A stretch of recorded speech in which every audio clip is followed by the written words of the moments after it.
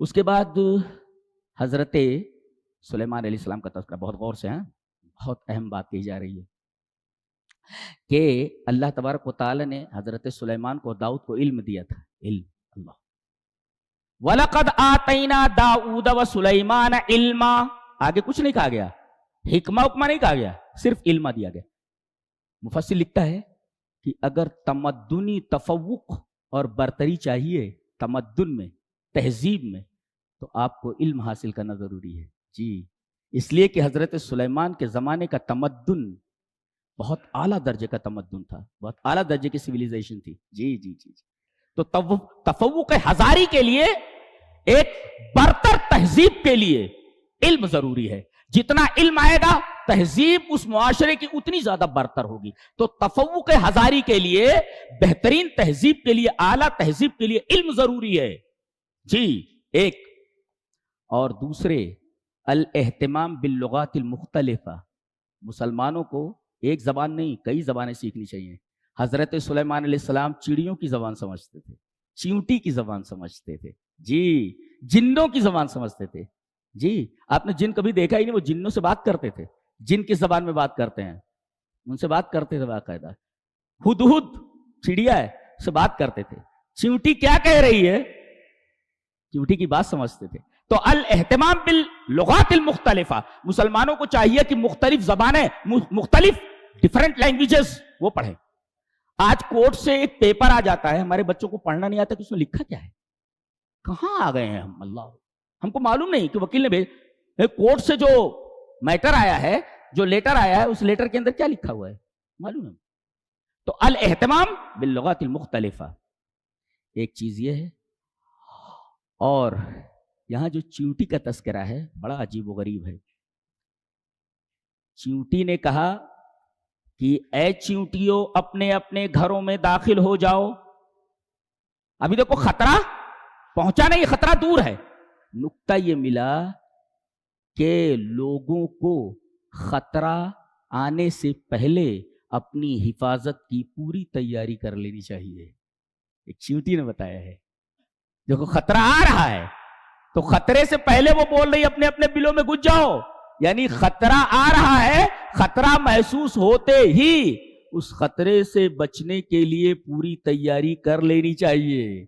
یہ قرآن حکیم بولتا ہے۔ ایک اچھا، اور وہ کہہ رہی ہے چیونٹی کہ وَهُمْ لَا يَشْعُرُونَ، کہیں لاشعوری میں ہمیں کچل نہ دیں۔ اللہ اکبر، گویا چیونٹی کے پاس یہ سمجھنے کی صلاحیت ہے کہ شعور کیا ہوتا ہے اور لاشعور کیا ہوتا ہے، کانشس کیا ہوتا ہے اور سب کانشس کیا ہوتا ہے۔ اللہ اکبر، اتنی چھوٹی سی مخلوق ہے یہ۔ جانتے ہیں اس کا اعصابی نظام کیسا ہے؟ اس کے نرو سیلز کتنے ہیں؟ میرا خیال ہے کہ 2,50,000، 2.5 لاکھ نرو سیلز ہیں اس کے، اعصابی خلیے اس کے، نرو سیلز اس کے۔ اور اللہ اکبر، اس کے اندر تنظیم و حرکت المرور، یعنی ٹریفک کا جو نظام ہے، ٹریفک سسٹم، یہ انسانوں کے ٹریفک سسٹم سے بہت ہی اعلیٰ ہے۔ یتفوق علی البشر، انسانوں کے ٹریفک سسٹم سے کہیں زیادہ اعلیٰ درجے کا ہے۔ جی، کبھی کبھی ایسا ہوتا ہے کہ بھیڑ بہت زیادہ ہے، چیونٹیوں کا آپ دیکھو بھیڑ بہت زیادہ ہے، تو کیا کرتے ہیں کہ ساری چیونٹیاں ایک لائن میں کھڑی ہو جاتی ہیں اور دوسری چیونٹیاں ان کے اوپر سے گزر جاتی ہیں، یہ پل بن جاتی ہیں۔ یہ یعنی کم جگہ میں کس طریقے سے گزرنا اور حادثہ نہ ہو۔ اللہ اکبر، گویا کہ تنظیم و حرکت المرور، یعنی اگر آپ کو ٹریفک سسٹم سمجھنا ہے کہ اعلیٰ درجے کا ٹریفک سسٹم کیا ہوتا ہے، چیونٹیوں کو دیکھو، چیونٹیوں کا جو ٹریفک سسٹم ہوتا ہے وہ دیکھیں آپ، جگہ بہت کم ہے، حادثہ نہ ہو۔ حادثے سے بچنے کے لیے کم جگہ میں گزرتے کیسے؟ ایک لائن میں چیونٹیاں کھڑی ہو جاتی ہیں اور اس کے بعد دوسری چیونٹیاں ان کے اوپر سے گزرتی ہیں، پل بن جاتی ہیں۔ تو انہیں علم ہے کہ شعور کس کو کہتے ہیں اور لاشعور کس کو کہتے ہیں، کانشس کیا ہے، کانشسنس کیا ہے اور سب کانشسنس کس کو کہتے ہیں۔ یہ نفسیات کا ایک بہت ہی ٹیڑھا مسئلہ ہے، کانشس اور سب کانشس۔ چیونٹی سمجھ رہی ہے وہ ہم لا شعورون. شعور کیا ہے؟ اللہ شعور کیا ہے چیونٹی کو معلوم ہے. اللہ اکبر. دیکھ رہے ہیں آپ. اور پل بن جاتی ہے. حادثہ ہوئے بغیر تمام چیونٹیوں کا کہیں ٹکراؤ ہوئے بغیر آرام سے گزر جانا، یہ چیونٹیوں کا تنظیم و حرکت المرور ہے، ٹریفک سسٹم ہے جی. اور اتنی ہوشیار ہے کہ اس کا جو سینسر ہے بدن کا، یہ فضا کے اندر نمی کو محسوس کر لیتا ہے، اور جیسے ہی نمی کی زیادت کو محسوس کرتی ہے فوراً یہ مٹی کو اپنے سوراخ کے پاس جمع کرنے لگتی ہے تاکہ پانی اس کے گھر میں نہ چلا جائے. جی جی جی جی جی. اور یہی سینسر جو ہے اسی کو ریڈ کر کے پڑھ کر کے محکمہ موسمیات بھی نمی کو محسوس کر کے پیشین گوئی کرتے ہیں کہ فلاں جگہ اتنی بارش ہو سکتی ہے، ہوگی نہیں، ہو سکتی ہے. یہ فور ٹیلنگ ہے جی. یہ سینسر تو اس کے اندر بھی لگا ہوا ہے. کس کے؟ بہت اعلیٰ درجے کا سینسر ہے چیونٹی کے اندر جی. اور یہ اتنی ہوشیار ہے کہ یہ جب گیہوں لے جاتی ہے اندر اپنے بل کے اندر تو 2 ٹکڑے کر دیتی ہے، اس لیے کہ اگر 2 ٹکڑے کر دے تو 2 ٹکڑے کرنے پر گیہوں دوبارہ اگتا نہیں. لیکن عجیب بات ہے، دھنیا جو کوتمیر ہوتی ہے نا، کوتمیر کا بیج اگر لے کر کے جاتی ہے تو 2 ٹکڑے نہیں کرتی، 4 ٹکڑے کر دیتی ہے، اس لیے کہ 2 ٹکڑے کرنے کے بعد ایک ایک ٹکڑے سے پھر پودا نکلنا شروع ہو جاتا ہے. لہذا چیونٹی کیا کرتی ہے، دھنیے کا بیج جب لے جاتی ہے تو اس کو 4 ٹکڑوں میں بانٹ دیتی ہے. کس نے سکھایا اس کو جی؟ کس نے سکھایا؟ یہ میرے رب نے سکھایا ہے، جس کا تذکرہ قرآن حکیم میں. خود یہ ساری باتیں اس بات کی دلیل ہیں کہ ایک رب موجود ہے جی. انسان کہاں بھٹک رہا ہے.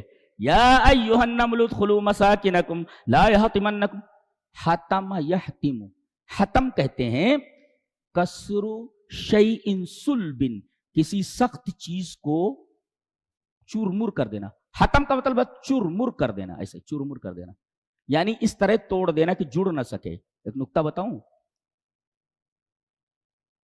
انسان کی آنکھ میں ایک ہی عدسہ ہے، ایک ہی لینس ہے. عدسہ مینس لینس. انسان کی آنکھ میں ایک لینس ہے، مگر چیونٹی کی آنکھ میں ایک لینس سے زیادہ ہیں، کئی لینسز ہیں اس کی آنکھ میں. اسی وجہ سے وہ حرکت کرتی ہوئی چیزوں کو دیکھ لیتی ہے جی. تو ایک لینس موجود ہے انسان کی آنکھ میں اور ایک سے زیادہ لینسز موجود ہے چیونٹی کی آنکھ میں. اور جس طرح لینس ٹوٹ جائے تو پھر جڑتا نہیں ہے، وہ بدلنا پڑتا ہے، شیشہ ہوتا ہے وہ ایک طریقے سے. ایسے ہی حتم کا مطلب ہے ایسا توڑ دینا کہ جڑ نہ سکے. اس کا مطلب چیونٹی کی آنکھوں کا مطالعہ کر کے غالباً لینسز بنائے گئے ہیں انسانوں کی آنکھ میں لگانے کے لیے. حتم کا لفظ استعمال کر کے چورمر ہو جانا. فسبحان من هذا کلامہ، سبحان اللہ وبحمدہ.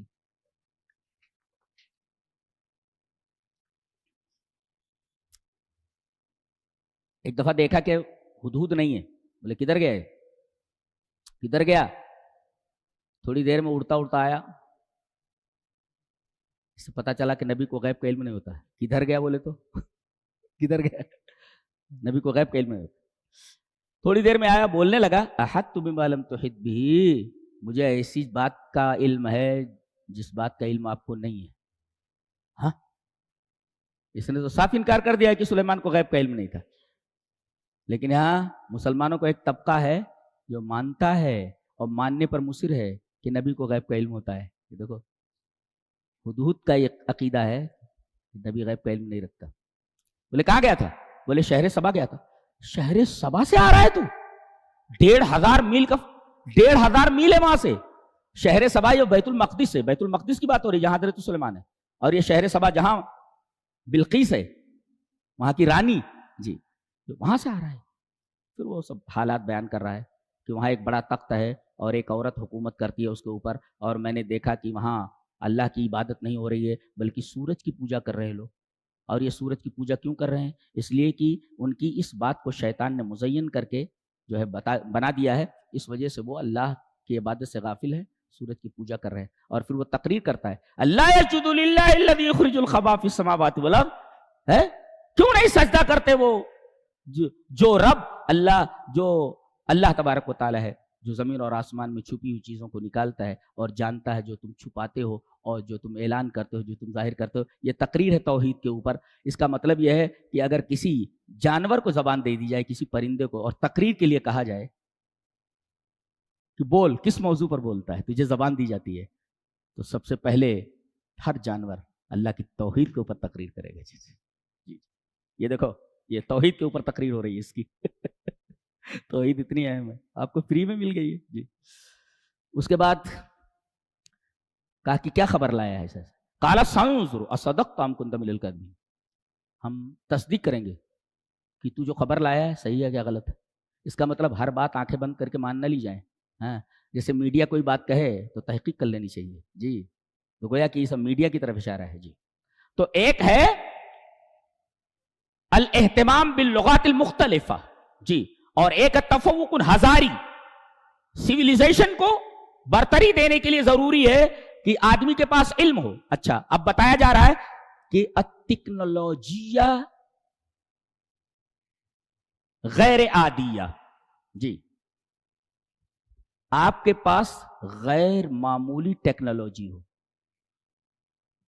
عام ٹیکنالوجی نہیں، وہ ٹیکنالوجی کہیں پائی ہی نہ جاتی ہو. بتایا گیا الٹیکنالوجیہ الغیر العادیہ، جو کہیں پائی نہ جاتی ہو. کیسے؟ حضرت سلیمان نے کہا 1500 میل ہے یہاں سے سبا. ایکم یاتینی بعرشہا قبل ان یاتونی مسلمین. کون جلد سے جلد پورے تخت کو اٹھا کر یہاں لا سکتا ہے؟ ٹیکنالوجی دیکھو، کسی میٹر کو 1500 میل کے فاصلے سے لانا، سمجھ لو ایسا کرو کہ ہم اس میٹر کو انرجی میں تبدیل کر دیتے ہیں. جی اور انرجی میں تبدیل کر کے پلٹ جھپکتے یہاں لے آتے ہیں، اور لاتے ہی پھر انرجی کو میٹر میں تبدیل کر دیتے ہیں. کتنی اعلیٰ درجے کی ٹیکنالوجی ہے دیکھیں آپ. اللہ اکبر. الٹیکنالوجیہ الغیر العادیہ. ایسی ٹیکنالوجی نہیں ہے کہیں بھی، آج تک نہیں ہوئی ہے. جی آج فوٹو پہنچ رہا ہے امریکہ سے، کوئی فوٹو بھیج دیجئے کسی بلڈنگ کا آ جائے، لیکن بہنی میں بلڈنگ میٹر آ جائے ایسا نہیں ہوتا. اس لیے کہ یہ جو تصویر آئی ہے یہ ریز کے اوپر آئی ہے، یہ انرجی کے اوپر آئی ہے، میٹر نہیں آیا ہے، میٹر کی شکل آئی ہے. جی وہاں تو میٹر پورا اٹھ کر کے آ گیا ہے. الٹیکنالوجیہ غیر العادیہ. تو ایک تو غیر معمولی ایکسٹرا آرڈینری ٹیکنالوجی ہو آپ کے پاس، یہ ایکسٹرا آرڈینری ٹیکنالوجی ہے یہ کہ پلٹ جھپکتے ہی 1500 کے فاصلے سے پورا تخت میٹر اٹھ کر کے آ گیا. یہ غیر معمولی ٹیکنالوجی.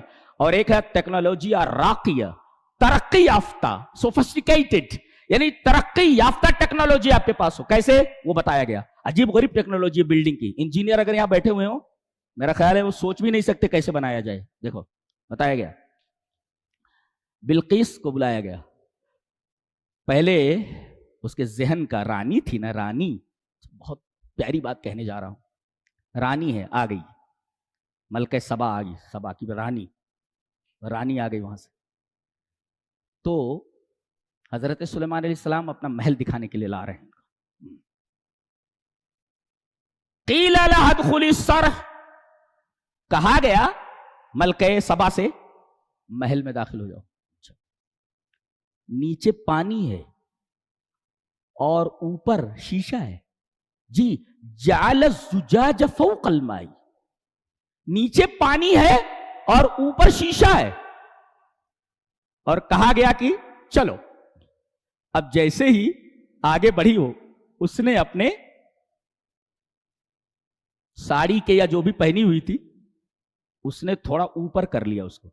فلما رأته حسبته لجتا، کیوں؟ اس لیے کہ اس نے اس شیشے کو پانی سمجھا. نیچے پانی نہیں تھا جی، بلکہ اس طرح بنایا گیا تھا کہ وہ شیشہ ایسا دکھ رہا تھا جیسے نیچے پانی ہو. یہ ایک ترقی یافتہ ٹیکنالوجی ہے الراقیہ. اس طرح شیشہ کا فرش بنا ہوا شیشے کا کہ ملکہ سبا جب داخل ہوئی تو ایسا لگا جیسے نیچے پانی ہو. جی جبکہ پانی نہیں تھا نیچے. تو اس نے اپنے پائچے اوپر چڑھائے. ایک نکتہ بتاؤں عورتوں کے لیے کہ یہ رانی ہے، ابھی ایمان نہیں لائی ہے. اس کا لباس کہاں ہے؟ نیچے تک ہے. ساق، ساق کہتے ہیں منڈلی کو، یہ ساق ہے.